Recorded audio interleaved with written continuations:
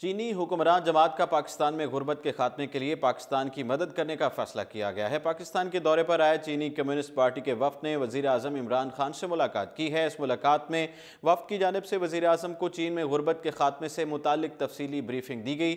چینی communist party نے وزیر اعظم کو بتایا کہ 1949 میں چین آزادی کے وقت انتہائی پسماندگی کا شکار تھا۔ یہاں کروڑوں افراد افیون کے نشے میں ڈوبے ہوئے تھے۔ ملکی معیشت کا پہیہ جام تھا۔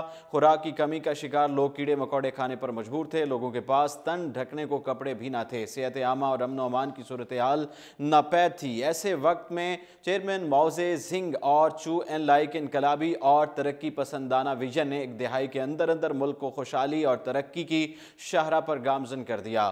لانگ ٹرم معاشی پالیسیوں کے اثرات 90 کی دہائی میں ظاہر ہونا شروع ہوئے۔ آبادی کو کنٹرول کرنے کی خاطر کئی دہائیوں تک فی خاندان ایک بچہ کی پالیسی پر عمل درآمد کروایا گیا، جس کے باعث ملکی وسائل پر آبادی کا بوجھ گھٹ گیا۔ مگر جب ملک ایک معاشی طاقت بن گیا تو اولاد کی تعداد پر یہ پابندی ہٹا لی گئی۔ اس موقع پر چینی کمیونسٹ پارٹی نے پاکستان سے غربت کے خاتمے کے لیے تحریک انصاف کی حکومت کے ساتھ مل کر کام کرنے کی پیشکش بھی کر دی ہے۔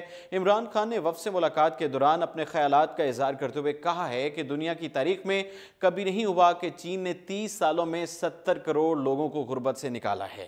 جب وہ لوگ غریب تھے، ملکی معیشت کو ان کا کوئی فائدہ نہیں تھا، لیکن جب وہ اوپر آئے تو یہ غریب لوگ چین کی طاقت بن گئے۔ ہم وہ کریں گے جو چین نے کیا ہے۔ چین کی تمام پالیسیاں غریب کے لیے بنائی گئی تھیں، جس کے ثمرات پوری چینی مملکت کی ترقی کی صورت میں نمایاں ہوئے ہیں۔ ہم معاشی ترقی اور ملکی مضبوطی کے اس چینی ماڈل سے فائدہ اٹھانے کے خواہش مند ہیں۔ خاص طور پر چین میں کرپشن سے نمٹنے کے لیے جو سخت گیر پالیسی اپنائی گئی، اسے پاکستان میں بھی نافذ کرنے کی ضرورت ہے، تاکہ عوام کی محنت سے کمائے گئے پیسے کو لوٹنے والوں کو عبرت کا سامان بنایا جا سکے۔ فی الوقت اتنا ہی، اور آپ مزید دیکھتے رہیے اردو پوائنٹ۔